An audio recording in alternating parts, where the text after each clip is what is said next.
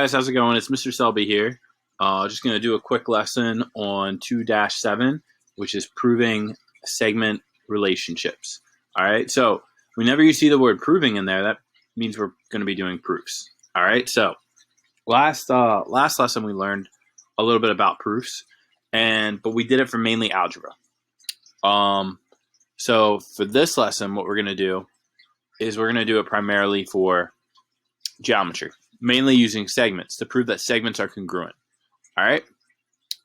And this is pretty important because it really helps when you're reading things in the future to kind of be able to recognize patterns.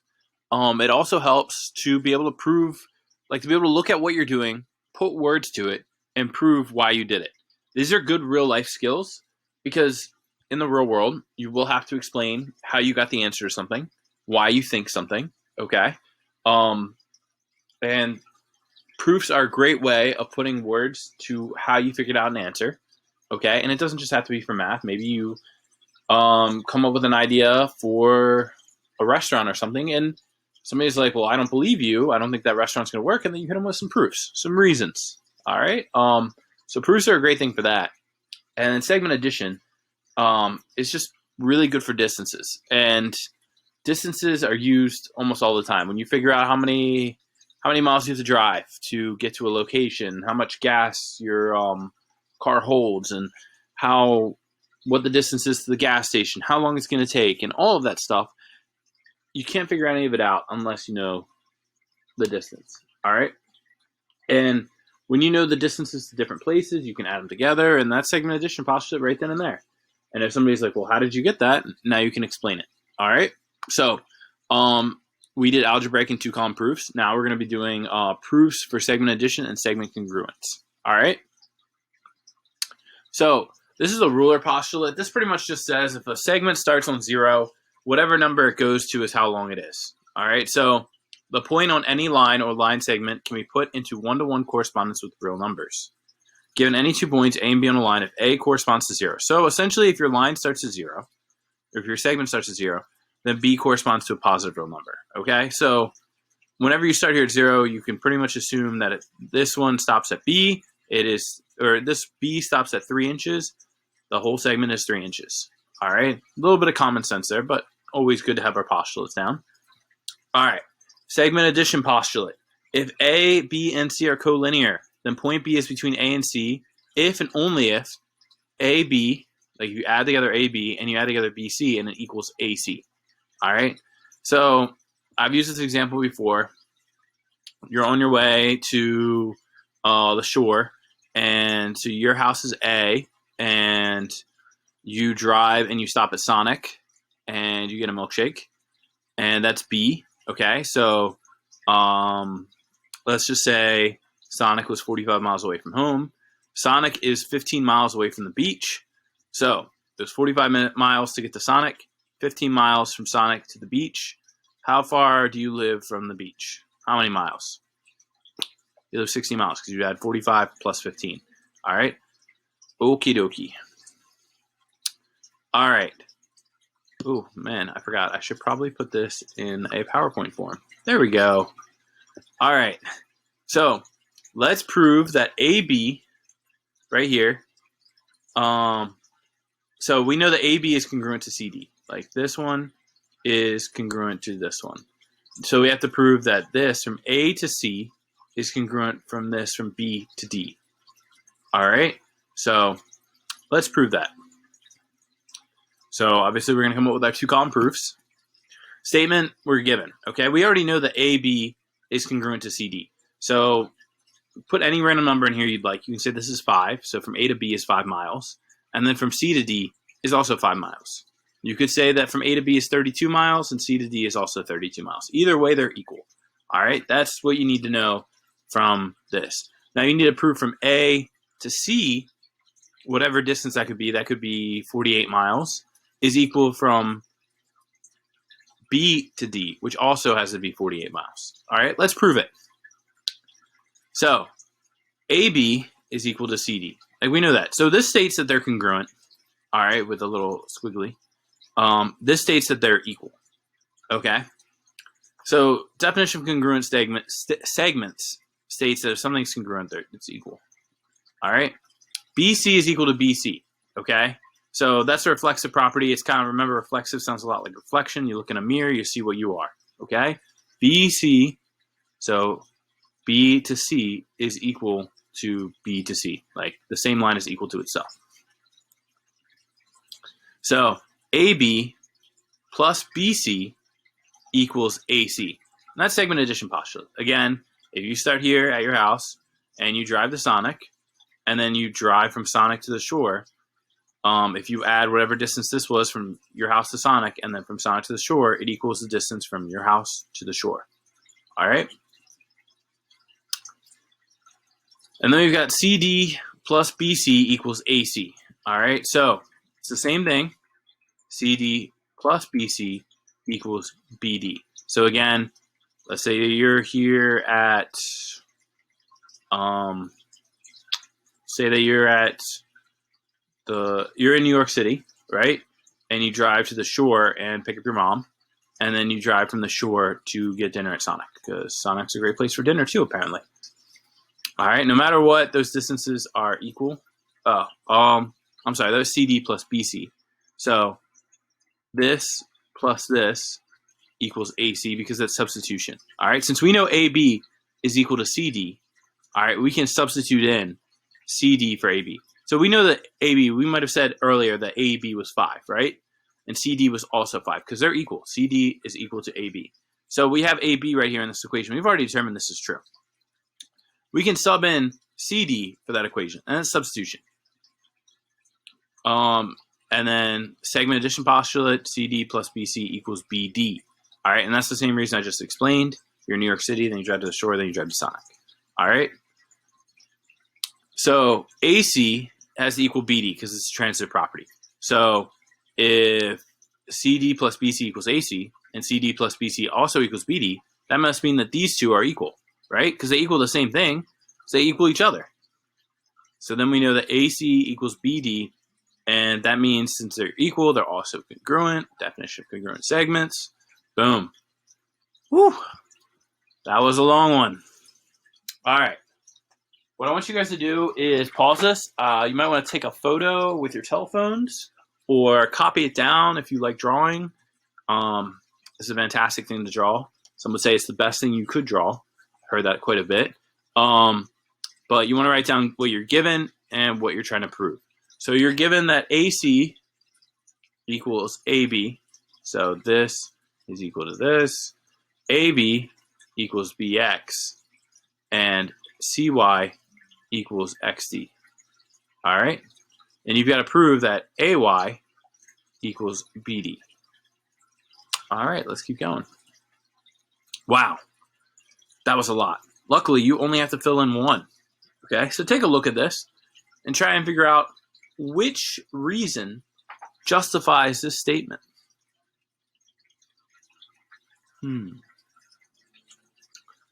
All right.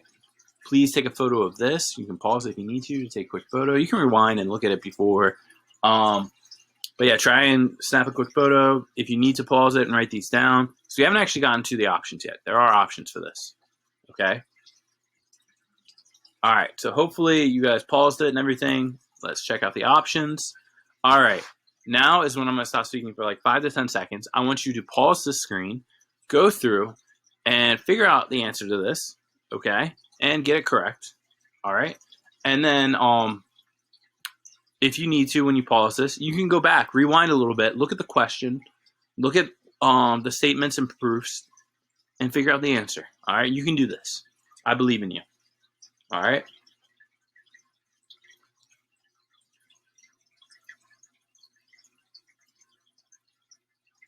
All right. Hopefully you're able to figure it out. Okay. Also, if you hear a lot of water in the background, I have an aquarium next to me, and it is super duper loud. I didn't realize the water was this loud until I started recording. But yeah. So the answer for this one would just so happen to be the segment addition postulate. Okay. And let's take a quick look at it. So AC plus CY equals AY, right? And BX plus XD equals BD. So AC plus CY equals AY, and BX plus XD equals BD. Boom.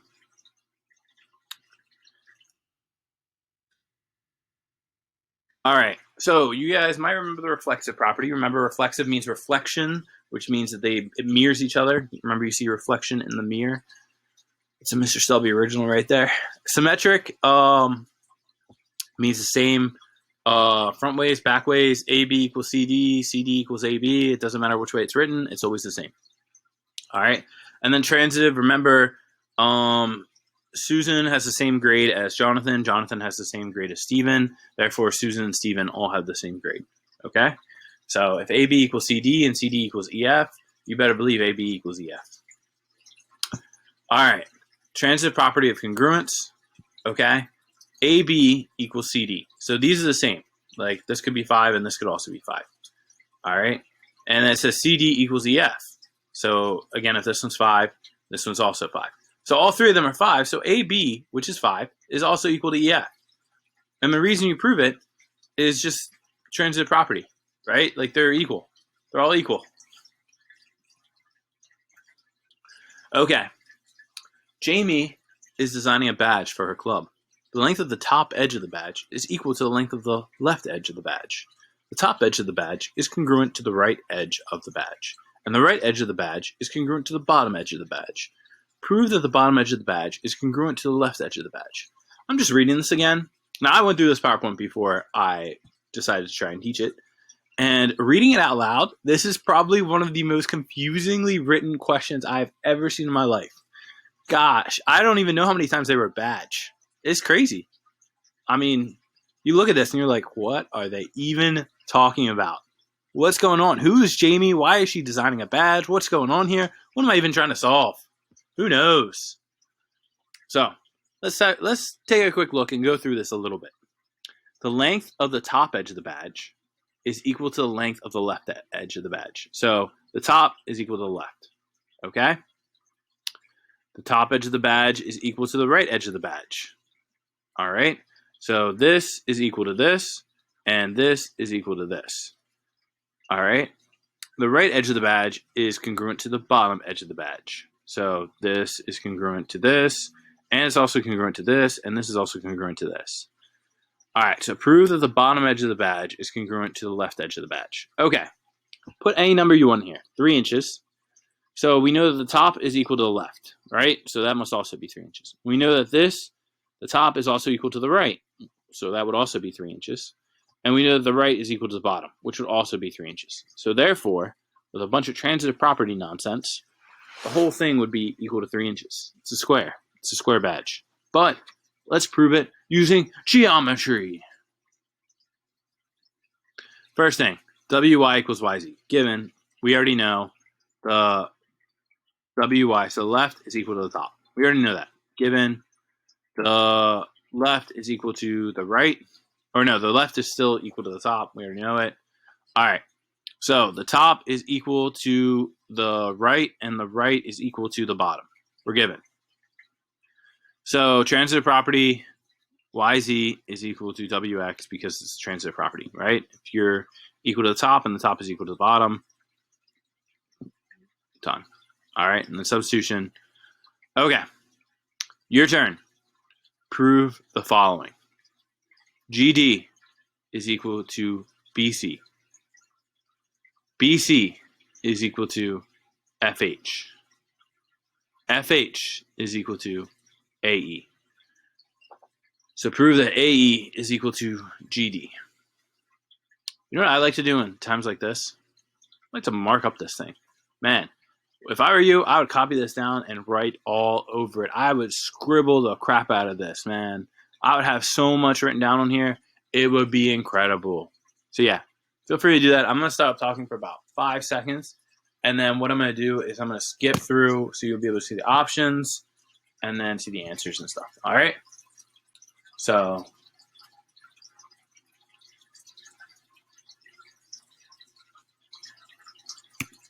options. Which one's missing?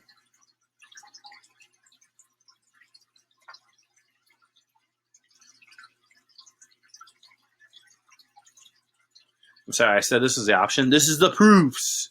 Now we're going to see options. Which one's missing? Okay, so what I would like for you to do is I would like for you to pause the screen, okay, because I'm going to stop talking for about 5 to 10 seconds. I would love if you guys could pause it, go back through, check out the original problem, then look at the proof, then come back and look at your options. Maybe write everything down in a nice little book, okay? Maybe take some great notes, and really put your best foot forward on this one. Okay, guys? You can do this. I believe in you.